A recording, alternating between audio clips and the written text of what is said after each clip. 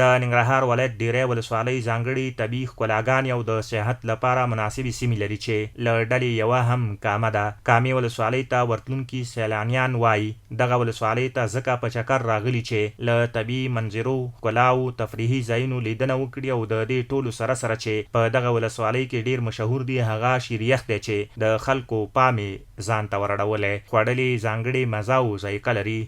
نو کامه خو سیده په ټول افغانستان کې نوم لري او شیریخ کې خو بیا اول نمبر ده او ښه شیریخ ورکوي ځکه موږ دلته راځو او جمعه کې تقریبا د دوه پیرې راځو دلته او اوس هم دلته ډوډۍ وخوړله، کړایي مو خوړله او شیریخ هم وخوړو. اول ځل دلته زه راغلم نو د ملګرو سره د کامې دپاره شیریخ دپاره چې دوی ډېر صفت کاوه، موږ یاران او ملګري راغلو، ډوډۍ مو خوړه، بیا هم شیریخ وخوړ. نو پوه شولې ډېر ښه ځای ده د صحت دپاره، یعنې ښه منظرهیي ځای ده چې هر څوک راشي همیشه. کامې ولسوالۍ کې شیریخ پلورونکي وایي د هېواد له بېلابېلو سیمو خلک کامې ته د سیل ترڅنګ شیریخ خوړلو لپاره راځي چې دوی هم د سیلانیانو لپاره بېلابېلو برخو کې پانګونه کړې او پر هېوادوالو غږ کوي چې کامې ته راشي او له ښکلاګانو یې خوند واخلي.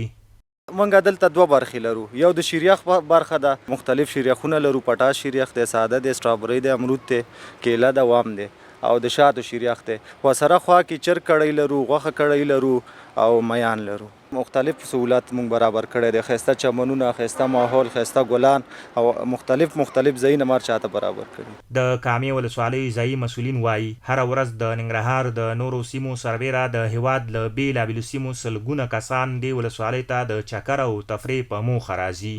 سیلانیان خو الحمدلله دلته ډیر زیات راځي، خصوصا د شیریخ په برخه کې راځي. دلته دغه د خلک چې دونه د کامې خلک هم خپله بهترین ډیر ښه خلک دي، درانه خلک دي، نرم خلک دي او دلته خلک ډیر راځي.